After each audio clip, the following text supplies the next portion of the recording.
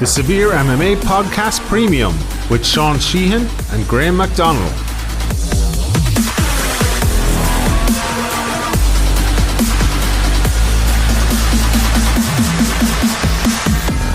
What is up, everybody? Welcome back to another episode of the Severe MMA Podcast, and today I'm joined by Ian Garry, who fights this weekend at Cage Warriors Unplugged. Ian, how are you? How are things?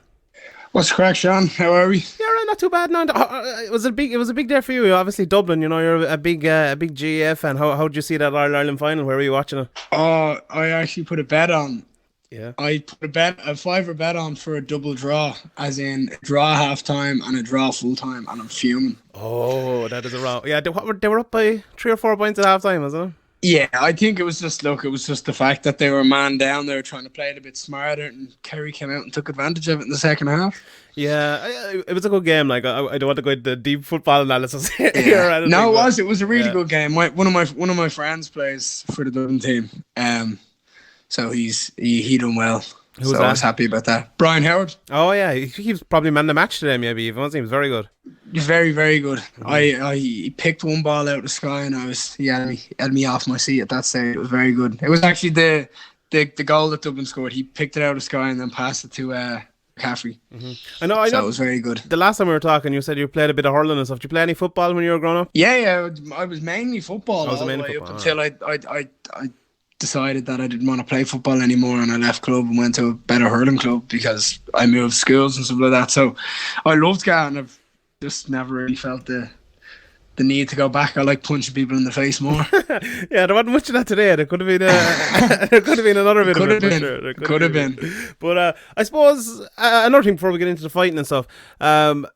You know, the kind of the big thing I suppose that happened to you since your last fight is this viral clip that went mad with yourself and your granddad. Yeah. Tell us about that, how it kind of came about and how you planned it and stuff. It was just kind of a natural thing that I wanted to get it done for ages. Mm-hmm. I wanted to get those tattoos in that specific position for a while. I never really did. I was focused on training. And what I do after a fight is I get a tattoo, so I have to give myself a week off. Mm-hmm.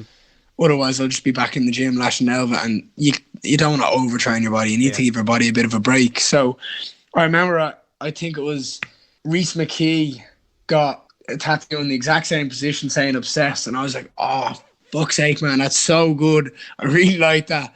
And he was like, yeah, it's really cool. I was like, I want like a very, very, very similar type of style, except on both arms. Mm-hmm. And once the fight fell through, I was like, yep, that's it. I'm getting them. That's it. It's happening. And I knew what I wanted. So I've got one on my left arm from my granddad. It says the word imagine. And I've got one on my right arm from my nana that says be patient. So I knew there was times where we were sitting on my 21st birthday, and we went and got food, and my nana said, oh, imagine. And my granddad just turns around and goes, that's a great song, that is. And just started singing in the middle of the restaurant. And I'm sitting there looking at him going, what are you doing, you mad thing? And kind of like every time the word imagine is said, it's like a little trigger for him. He sings, and it's just really enjoyable for me to have that little memory of him. And I got a tattoo to remind myself of it, and I showed him it, and he loved it.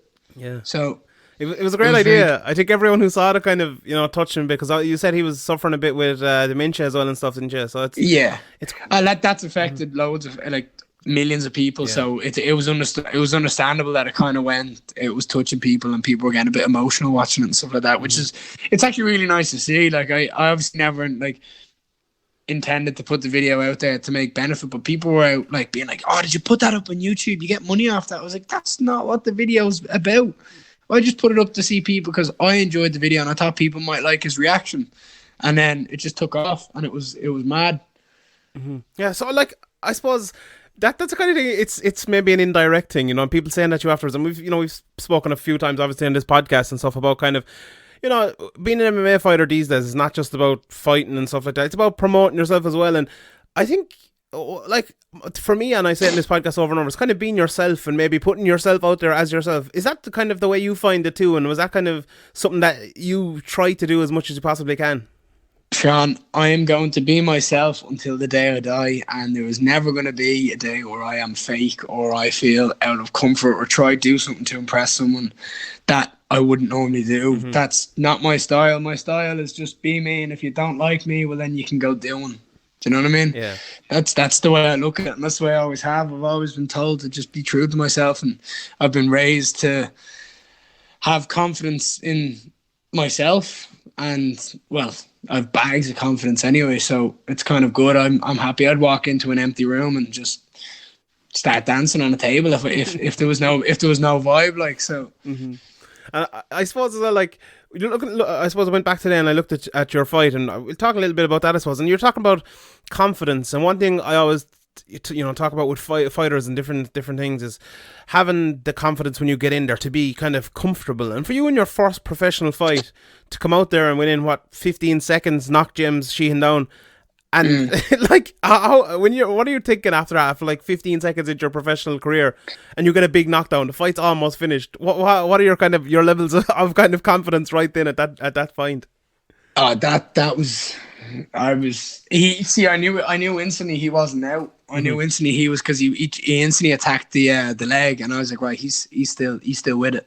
So I need to be smart here. But when I'm fighting, my confidence is completely different. It's more kind of set back. Like I've learned over years of fighting in boxing and stuff like that when you're overconfident, you're not going to perform. For example, Anthony Joshua versus Ruiz. Do you know what I mean? He was too confident, went in there, and then Ruiz brought it to him. And, well, we all know how that ended. Yeah. But for me, I just like to be calculated and calm and cool, and just my confidence shows in my striking, but I need to earn the other person's respect and let them know what's up. And if someone wants to try walk through my punches and come and take me down, then fair game, let's go. Because people don't realize that I'm probably more confident on the ground like since I've started training since I've been professional. I'm a hell of a lot more confident on the ground nearly than I am at stand-up, because I'm ending up there so much with the drills we're doing in the gym. And if it goes to ground, I'm happy out. So, like, if people want to walk through the punches to take me down, which is what's going to happen in this fight, he ain't going to be able to beat me on the feet, so he's going to have to take me down or at least close the distance. He's going to have a hard out night either way anyway, so I'm hoping for a good fight. Yeah. So, just a couple more things on that James Sheehan's fight, looking back at it. Are you the sort of fella who goes back and looks at it like 100 times and sees, okay, the good things you did, but the bad things you did as well, what you need to improve on? Is that something you've done with that fight? Yeah, multiple times. Whenever I watch a fight, I just always end up watching my fight, because I can always go back and pick out aspects where I should have done something different, or whether I should have done this. Now, obviously, that fight was completely different because I broke my hand a minute in. So I had to be smart, I had to play it cool, and I couldn't do some of the stuff I would have liked to have done. Like, I know if I had like a fully functioning right hand, because it was sore from the moment I broke it. I knew it was broke. I would have been able to hit harder, and it would have been able to set up other shots and force him backwards. So I kind of just had to go off the jab and just keep him at distance, and then I had to start implementing a couple more kicks, and it wasn't ideal. But look, sometimes that's not your choice. You just got to play the hand you're dealt and do the best you can. And that was what I done. But yeah, I'm very, like, Chris will tell you, like, I'd walk out the back and just be like, I wasn't happy with that. And well, it's just the way I am, and I'll always be my worst critic, and I'll go home and work on it then in the gym. Work on I'll know instantly what my little problems are, or what I should have done, or where I could have improved, or what I need to do to improve going forward. And even already, I sent Chris a text there the other day.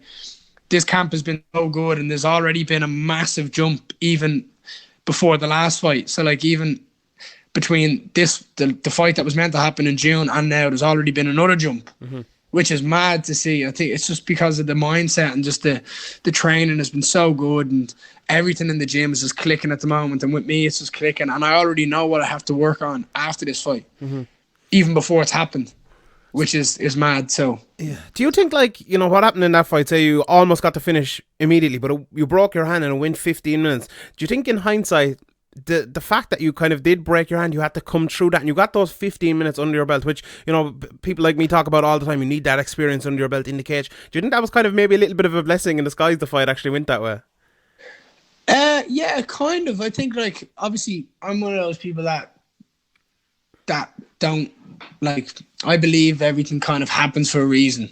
I said, like, I do, like, no, I do and I don't, in a sense, with stuff, but, like, when you're walking into a fight, and if your hand breaks, that just happens. Do you know what I mean? So I believe it's meant to play out that way. Just like the reason was before that was I was only able to get that fight because I was doing a test with someone. I believe that was the way it was meant to be, and I took full advantage of it. I absolutely loved getting the 3 rounds in. I very rarely go 3 rounds. Sure, all my amateur wins were by stoppage. And then I walk into the first pro fight and I went 15 minutes. And now I have to say, I absolutely loved it. It was enjoyable. I loved every second of it, which was really weird because I was actually, because it was pro, the tempo was like, me and James went to war. Like, that wasn't like it was a boring fight. Like, there was shots. Like, there was output from both of us. Like, people talk about the output from, like, Kobe Covington and Kamaru Usman. Like, if you look at that fight, both of us didn't stop at any stage, bar the clinch, which is hard to throw shots anyway because you're trying to control another man. But no, I absolutely loved getting the 15 minutes. And I have this mindset about fights, about fighting. I've seen too many people go in there and try to finish someone and overextend on a shot and get clipped, or throw heavy shots and burn themselves out. I just go in there, cool, calm, collected, snappy shots, pick someone apart, and if the finish opens up, it opens up. And if it goes 15 minutes again, it goes 15 minutes again. Once I come out and I look pretty, I don't care what happens.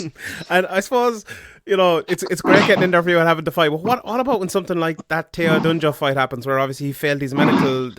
Was it the day of the fight or the day before the fight, and your fight was cancelled? Like, how devastating, how sickening must you have been after that? Oh, I just wanted to go around and punch everything in my sight, but I had to just keep the head. I knew there was James was fighting. Obviously, I knew the lads.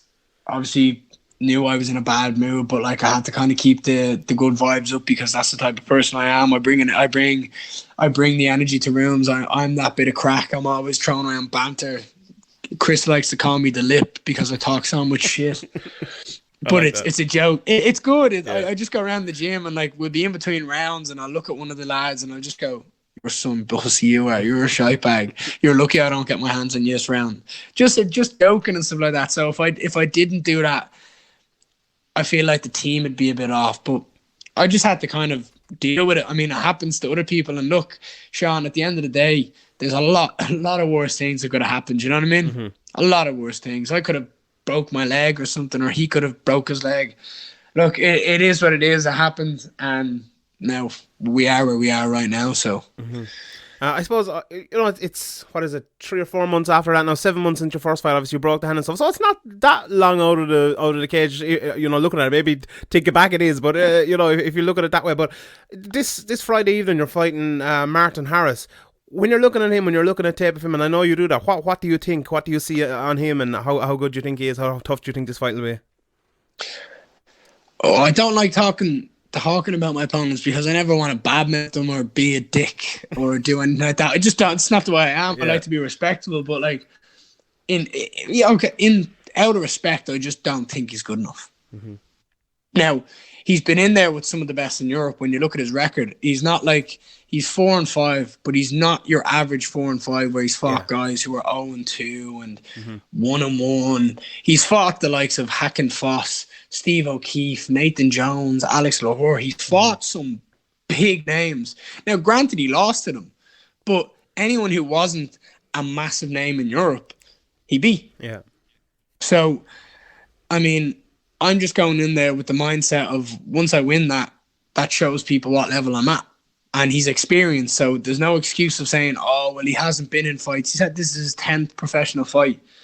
I don't know how many times he's gone the 15 minutes or how many times he's been stopped or anything like that. I don't really look into fighters. That's Chris's job. And I watch a couple little clips that me and Chris send to each other, and that's about it. But I just do what I'm told. Chris will give me a game plan. We'll work it out. We've worked it out. We've decided what our game plan is. I'll go in there and implement that the best I can. And at the end of the day, I don't care what happens in that cage once I come out with my hand raised. Mm-hmm. So, like, watching a couple of his last few fights, he's lost his last 3 in a row, and they're all been by submission.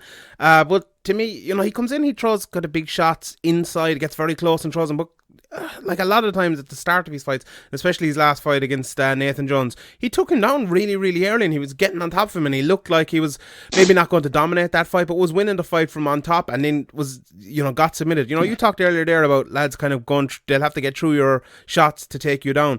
Do you think that'll be the kind of the way forward that he will think he'll have against you, that he'll just go in and try to take you down? Yeah, 100%. I think he has to close the distance, and I think the earlier he does it, the better for him. Mm-hmm. Because then he'll be, in his mind, in control of the fight. As I said, like, Chris absolutely abuses me over this. Mm-hmm. I don't care if I get taken down, because then I'm into grappling, and I love grappling. People don't know me as a grappler. People don't associate me with grappling. But I tell you what, take me down and see what happens. Mm-hmm. Do you know what I mean? I don't mind grappling. I love it. And I've loads of submissions, and I look at the people I train with. I know how to handle myself on the ground. So, to be honest, if he comes in and he closes me up against the cage, cool, that's okay with me. I'm fine. I'll be happy to there. I'll obviously work to reverse it and then implement my game plan. If he takes me down, cool, I'll work on the takedown. I'll scramble. I'll either get back up my feet or I'll continue to grappling. But wherever you see me in the fight, I will be happy in that position, because unless it's mount bottom, like, yeah. Do you know what I mean? I'll be happy because I'm comfortable everywhere, and that's the way I've worked. I'm a martial artist. I'm not a striker or a grappler. I like to do it all, and I enjoy every bit of it. So, look, it's going to be hard to go in and dominate a full fight anyway. Mm-hmm. You're going to lose sections of the fight. So, I mean, I'm going to go in there and try my best to dominate this fight and be finished with it as early as possible if that comes about. But if not, go in there and just do me and see what happens, and most of all, have fun. Mm-hmm. So you know, you said Chris gets a little bit frustrated at you maybe for going to the ground like that. To me, watching someone say like an Anthony Pettis, I get very frustrated watching him, because I think he's such a good striker, and he kind of loves going for guillotines and like loves getting to his back and going for submissions. Like, is there any danger that, you know, and I want to know about the tactics, like how you kind of adjust your tactics to when you need to do that, when you need to go for submissions on the ground, you go for them, but you also kind of need to avoid them, don't you? And you don't want to get in that position. If you get in that position, grand, but like how is that? Is there ever like a danger of, I'm going to get to that position because I want to prove myself there? No, Chris, this is why Chris gives out to me. This is why I nearly want to prove to people how good my grappling is by going in and, for example, subbing people or dominating them on the ground and just showing them that they can't hang with me. But he's like, no, you're not listening to me. No. He's like, what's your favorite part about MMA? And I'm like, striking. He's like, there's your answer. I was like, no. You can't ask me that, Chris. That's too broad. He was like, okay. He was like, why should you go take someone down and prove you're such a good grappler when you are probably better than 99% of the people at striking? I'm like, well, okay, that's a fair point when you say it like that, Chris. I'll take that. So, look, as I said, I don't really mind where a fight goes. I'm always going to have confidence in myself and enjoy it. So I'll obviously stick to the game plan, and that's the game plan we've set out, and that's the way. That's our road to victory, and I'm just going to follow that as best we can. And if we end up on the ground, we end up on the ground. If it's on the feet, it's on the feet. I don't care. I really don't. Sounds good. Okay, two more quick things here before I let you go. Cage Warriors announced they're coming back to Ireland. They're going to Cork on November 9th. I presume you want to be on that card, do you? Yeah. I like, come here, Sean. The way I want to, like, I want to see myself fighting 3 more times this year. Mm-hmm. I want to see this fight. Hopefully, if all goes well, should I say? Yeah. I'll come out there unscathed and with the W. So no injuries, no knocks, no bruises, and I'm hoping to get a quick turnaround and go for Liverpool. Right. 3 weeks later. I don't think that's in any way too ambitious. I think that's pretty fair. 3 weeks, quick turnaround, make up for that fight in London, and go again, and then set my sights for either Cork or London at the end of the year, whichever they want me to do. I mean, they're in charge. If they want me to stay in England and be on the same card as Webby and the lads, then I'm absolutely fine with that. If they want me to go and fight down in Cork, I'm cool with that. Either way, it doesn't really bother me. I mean, the bigger the card, the better. So, like, for example, London's probably going to be the bigger card, but then again, you're fighting in your home country. I mean, to be honest, I just wish it was somewhere better than Cork. I know, I'm not saying Cork is shy. How dare you? No, I'm not saying Cork is shy. I just think, like, if you're going to do it, Cork doesn't really make sense. Like, for example, in my mind, my output on it is obviously the Neptune Stadium's a good arena. I mean, Chris was only talking to me the other day saying he made his pro debut there. Mm-hmm. And I'm thinking about it going, why didn't they have it in, like, the SSE in Belfast and have, like, Rhys McKee, Paul Hughes, Joe McColgan, Dec McKenna, or have it down in Dublin or somewhere around there? Like, Cork's a bit out of the way for everyone. Do you know what I mean? There's a good scene down in Cork, though. Have you been to the Cage Legacy cards on there and stuff? I'm not saying there's not. I'm just saying for the bigger picture in my mind, I'm just wondering why they put it in Cork rather than in Graham Boylan's from Cork as well, so that's probably the major thing. We all know that's the reason why Graham wants to bring it back to his hometown, and that's understandable. But I just think, look, it's going to be a good card no matter what. I think you've got some savage talent, like some of the names I just named there. You could easily put a hell of a lot more lads, the likes of Paul Lawrence and Conrad Iwanowski, and then you could get lads from Rhino. There's loads of lads out there that can fill that card, and then you could put some Ammies on. Mm-hmm. Do you know what I mean? So I think it could be a great card if they do it right. Mm-hmm. Yeah, well, you were supposed to fight in Cork there a few months ago, weren't you, before you got to Call Caterer? So I think you should pay him back now, and I'll be at it as well, so you better get on that card. London. If it goes down to Cork, I'll have a heap of people going down, so it's not going to bother me whatever way, because I'll get a good night out after that. So. Yeah, so will I. Sounds good. Right, last thing here before I let you go.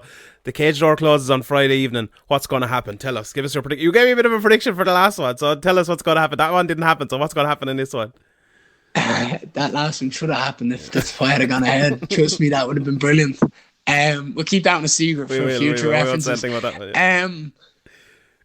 Okay, it really depends on what he brings, Sean. Mm-hmm. It really depends on what style he comes out. If he comes out brash and looking to sprint at me, which is what I'm expecting he's going to do, because he's small and I'm 6'3". Like, he's going to have a hard time landing. I think he's 5'8" or 5'9". He's going to have a hard time landing shots on me. So in my mind, I think he's going to look to close distance. So it really just depends on that kind of first exchange from where my mindset's going to go. To be honest, in the nicest way possible, I don't see him lasting past the second round. I think the first round, I'll see what he's bringing.